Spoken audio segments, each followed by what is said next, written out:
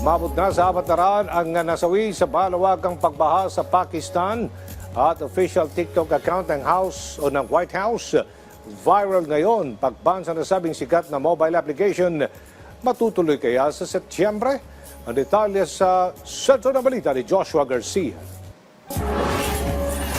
Patuloy ang sinasagawang search and rescue sa Pakistan kasunod ng malawakang pagbaha doon. Umabot na sa 400 tao ang nasawi sa kalamidad kasunod ng walang tigil na pag-ulan. Maraming mga residente din ang na-trap sa kanilang mga nasirang bahay. Ayon sa National Disaster Management Authority, karamihan sa mga nasawi ay mula sa mabundok na bahagi ng Pakistan na nasa border na ng Afghanistan. Inaasahan naman tatagal ang ulan sa lugar hanggang sa Sabado. Sa Mexico, mariing pinabulaanan ni President Claudia Sheinbaum ang inanunsyo ng US Drug Enforcement Team.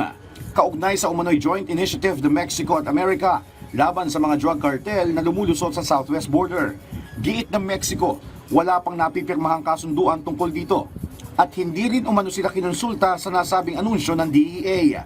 Aminado si Sheinbaum, ilang Mexican police na nagtitraining ngayon sa Texas. At bagamat may ilang mga kasunduan anya na binuo sa pagitan ng US at Mexico, wala pa rin umanong pinaladesisyon sa mga ito.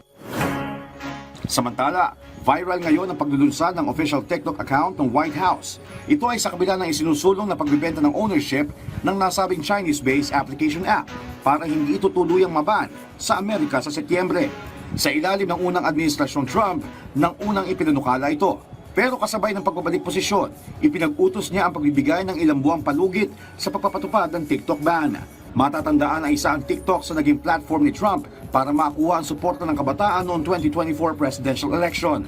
Sa ngayon, higit 30k followers na naiipon ng White House page sa loob lang ng isang araw, habang 15.1 million followers naman ang official TikTok page ni President Trump.